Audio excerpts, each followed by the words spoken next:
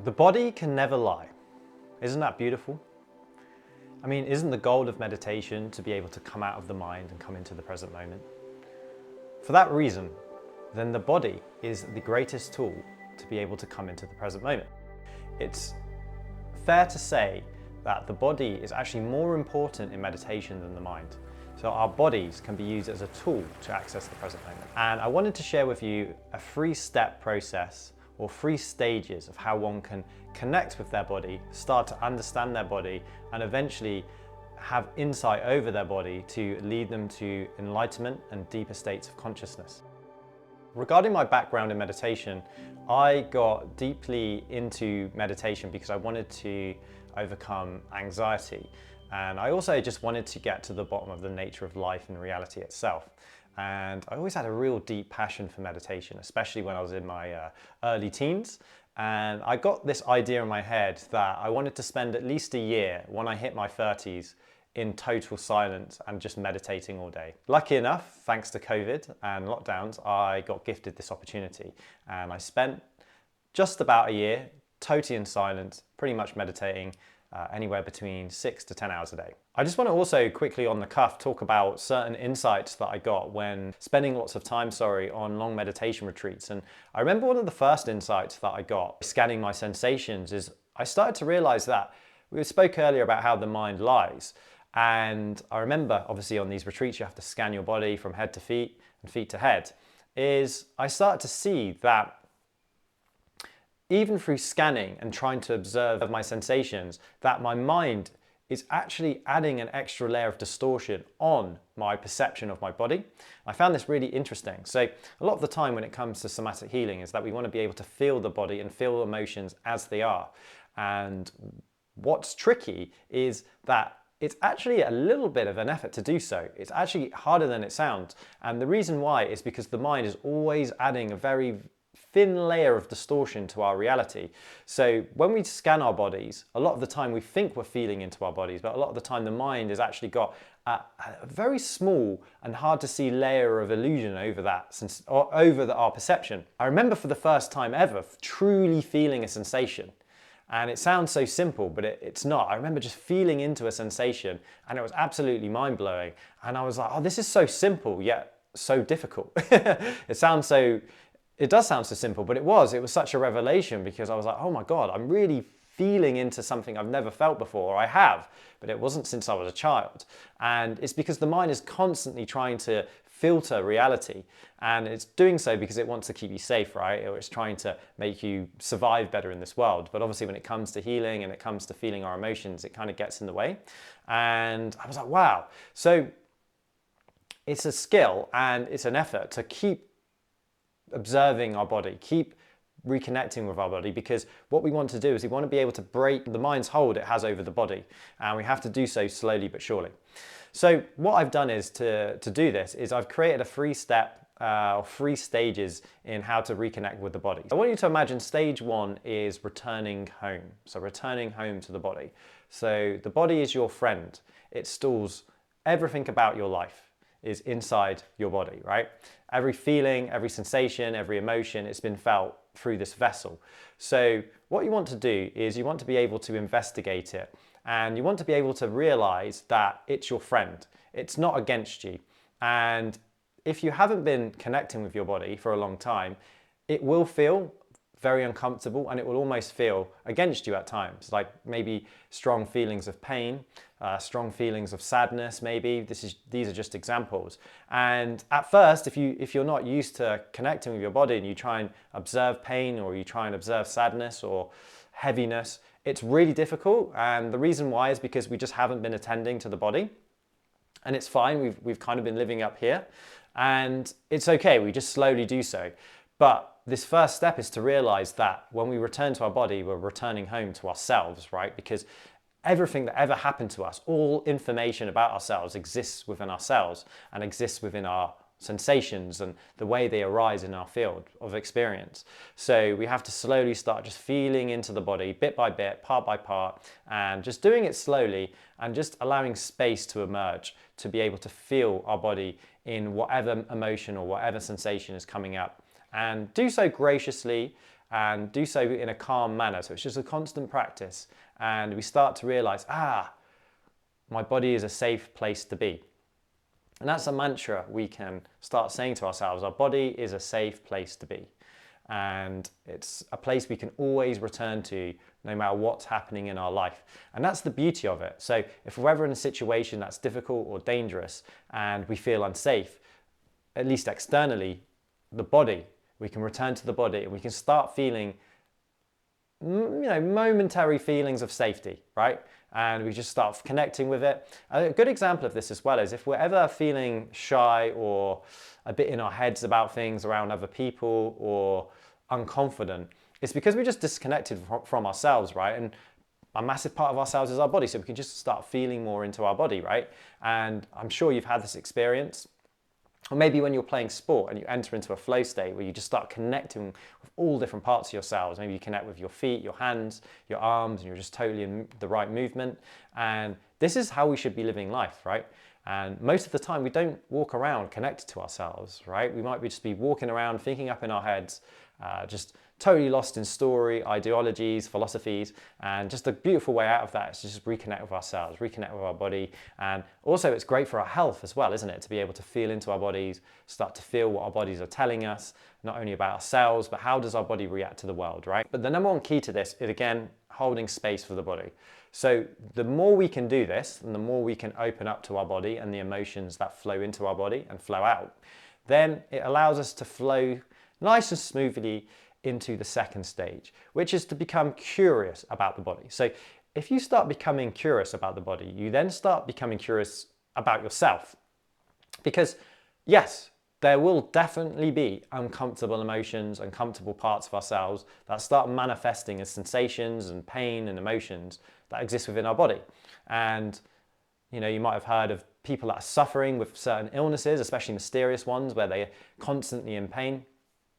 Well, this is what we have to do when we're going through these things. And this is something that I've been through myself as well when I was younger, is feeling symptoms that were very hard to deal with. And eventually, the more you just start to become curious of this, and again, hold space, you start to then gain insight over these emotions, over these feelings in the body.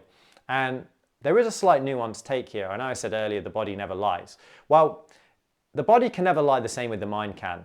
And what the body can do is, it's almost like a sensation is generally it's like the tip of an iceberg. So you might feel a sensation maybe in the arm or in the chest, and the more you observe it, the more you might see that, this sensation is linked to, a memory that happened to me in the past. Maybe I had an injury in my chest, or maybe I'm blocked off emotionally to people when I meet new people. Things like this, so we can gain really deep insight into the nature of ourselves through our bodies. Literally, everything that has ever existed in our life has happened through this. So it's filled with information, right? It's stored with our past. So we can slowly start to dissect and become curious about what the body is telling us. And through doing so, then we start to understand ourselves better. So through understanding our body, we start to understand ourselves on a deeper and more profound level. One of the interesting insights that I got from observing my sensations and observing my body and using that as a tool and a focus of meditation is I start to see how my mind and my body were constantly in relationship with each other, and most of the time they were at war with each other. And it's generally the mind was kind of at war with the body. The mind was constantly reacting to the body, and a lot of the time it's reacting in negative ways.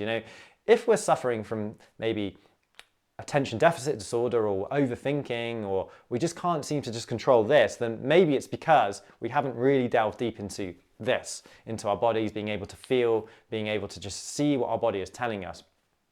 And generally every action in our life is coming from this union of mind and body. So it's very simple. Our action starts with sensation in the body or emotion in the body that appears within our experience, and then a reaction through mind, and then a decision to act on that reaction. And it's really interesting. So you can gain a complete full picture of yourself through understanding the mind-body relationship. And through doing so, you just need to keep observing, keep investigating yourself, keep investigating your body, and you'll start to understand yourself on a vastly powerful, deep level that's beyond any therapy, anything that you can ever imagine. Now, this is great because This then leads us to the last part, so stage 3, and it's seeing through the body. Now, one could argue it's transcendence of the body, but the problem with that word is it gets misinterpreted. So when we think of transcendence, we think of kind of going beyond the body and the mind and going to a place that is kind of free of it, which is not quite true. And what we can do with observing our body and really refining our ability to concentrate very deeply on just different aspects of ourselves and our body is we can start to slowly see that our body is made up of the same awareness that the mind is. So it's quite common in non-dual circles, or in the idea of non-duality, that there is no such thing as a self, and what we truly are behind the self is consciousness, and we can become conscious of being conscious. But this leaves a slight gap. Well, what about the thing it's conscious of? So, of course, we are the consciousness behind the body, but we're still conscious of this body. So what is this body? Now, it takes a bit of a leap of faith to realize or to believe that the body and the mind are made up of the same thing. Now, through actual observation of the body and observation of sensation, if you keep observing and you keep refining your attention, you can start to see that actually the body and consciousness, they're just the same thing. And this is an insight that we can all have. And it takes a long time to get to this point if you want to use meditation of the body to get to that realization. There are other ways to do it, of course. But it's great because it breaks down duality in a stronger way. You're not intellectually thinking, oh, I'm just this awareness behind it all. You start to realize, wow, I'm just one with everything. My body, my consciousness, it's just the same thing, just appearing and disappearing within consciousness. So how do we do this? So, of course, we do have to get really, really refined concentration skills. And obviously in today's day and age, it's quite difficult. And this is quite an advanced stage, and it's not something that we have to, jump into straight away. And again, it's kind of like a process, right? And you can go in and out of these stages of like making friends with the body, becoming curious, and then seeing its nature, and then allowing us to kind of liberate ourselves or, find states of enlightenment, I guess, through seeing that actually, wow, our sensations are made up of no thing.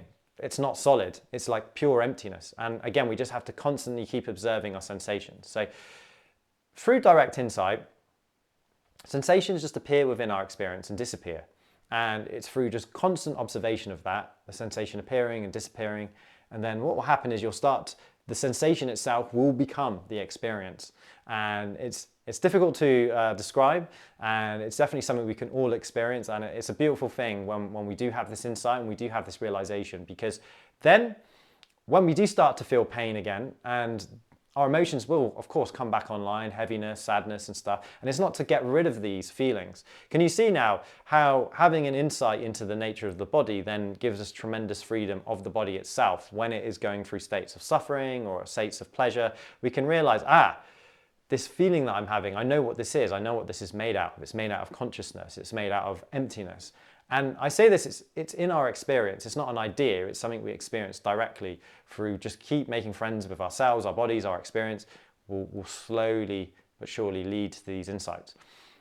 So for that being said, you don't have to go on deep, long meditation retreats to get to this knowledge or to have the benefits that we've been talking about in this video. You can start slowly but surely. Just start connecting a little bit more with the body.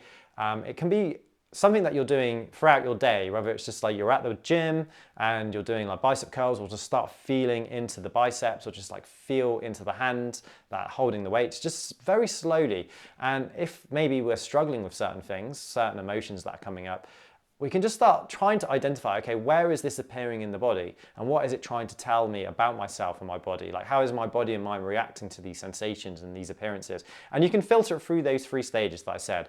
And hopefully this will help. So the body is more important than the mind when it comes to meditation. And of course, when we think of meditation, we want to be able to quieten the mind and switch off the mind, right? And how we do that is just reconnecting with our bodies and just reconnecting with the deeper parts of ourselves that we all have the ability to access. Thank you for making it through to the end of the video, and I hope you enjoyed this video and this topic about how to reconnect with the body and how it fits in with meditation, and hopefully you are able to find peace within yourself and apply some of the principles spoken about in today's video. If you did find the video useful, you're more than welcome to like and subscribe, and I will be hopefully making more videos on this topic in the near future, so please do stay tuned, and it's a pleasure to have you here. and I hope to see you in the next video. Thank you so much. Much love.